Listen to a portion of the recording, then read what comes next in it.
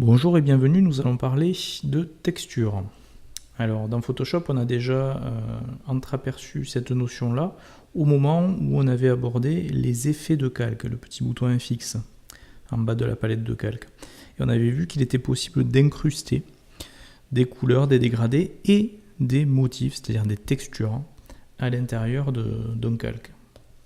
Donc l'idée, c'était de choisir le motif en question, la texture en question dans la petite liste, et de pouvoir gérer son échelle au niveau de sa répétition dans la forme. Et je vous avais dit que je vous montrerai un petit peu plus tard de quelle manière on pouvait ici rajouter de nouveaux motifs, de nouvelles textures dans cette liste déroulante. Chose qu'on va apprendre à faire aujourd'hui. Alors, ces motifs ou textures, on appelle ça aussi en anglais des patterns. P-A-T-E-R-N. Donc il est tout à fait possible de passer par Internet, dans la mesure où vous avez une connexion Internet, et de rechercher dans Google le terme pattern pour obtenir des sites proposant de télécharger donc ces fameux patterns, ces fameux motifs. Donc par exemple, alors, si vous rajoutez Photoshop, ce sera même encore plus... Photoshop. Ce sera même encore plus pertinent, puisque vous voyez, on vous propose des sites rattachés au motif Photoshop, qui vont vous proposer au téléchargement des fichiers de motifs Photoshop, de patterns Photoshop, c'est-à-dire avec l'extension PAT. Donc, par exemple, ce premier site... là-dedans, tiens, par exemple, allez, ces motifs-là, allez, ceux-là, hop. Et là, vous localisez le bouton de téléchargement, donc download en anglais. Alors attention de ne pas tomber sur des sites, on va dire pas très fiables, qui vont vous faire télécharger des bêtises. Donc là, on me propose un fichier zippé à récupérer. Et une fois qu'il sera arrivé, je cliquerai dessus et à l'intérieur j'aurai ce fameux fichier .pat qui sera le pattern Photoshop. Et en double-cliquant sur ce fichier, il s'intégrera automatiquement à Photoshop.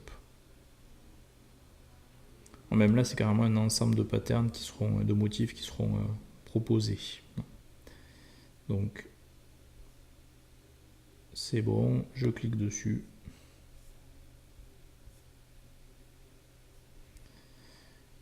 Il y a un contrôle qui se fait par Chrome.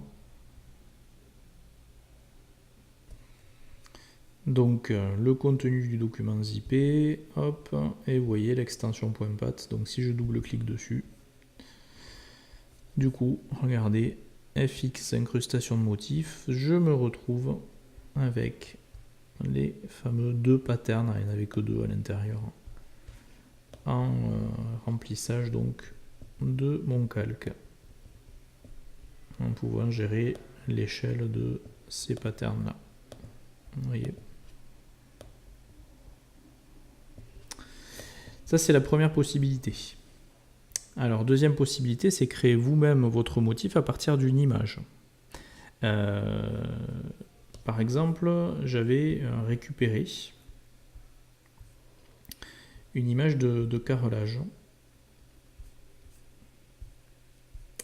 La voici. Cette image est en fait pour la répétition, c'est-à-dire que si je la sélectionne et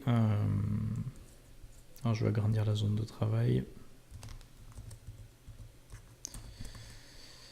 et que je la duplique, que je la mets bout à bout avec l'image précédente, normalement les images sont à peu près raccord. On voit un petit peu une ligne, mais les images sont raccord. Donc ça fait de cette image une texture en fait. Donc si je veux utiliser ça comme un motif, l'idée ça va être de passer par le menu édition, et dans édition vous avez utilisé comme un motif. Donc je vais utiliser cette image comme motif. Et si j'ai une sélection, c'est la sélection qui est utilisée comme motif. De base, si je n'ai pas de sélection, c'est tout le document. Donc utiliser comme motif, il suffit derrière que je donne un nom à ce motif, carreau. Et du coup maintenant, je peux incruster le motif carrelage. Il sera présent dans ma liste Le voilà ici. Hop, je clique dessus et je peux même gérer donc l'échelle potentiellement de ce motif.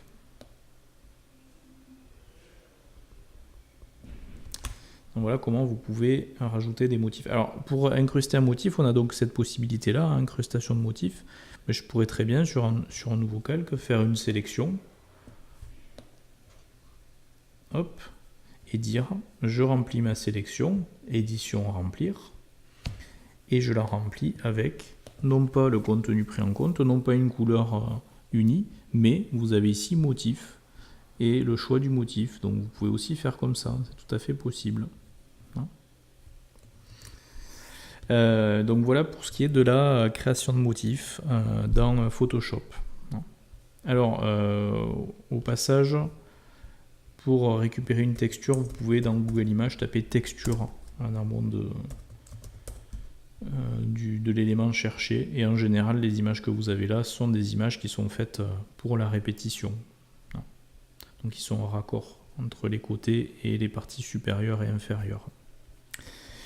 Donc voilà, on se retrouve très bientôt pour un nouveau cours sur Photoshop.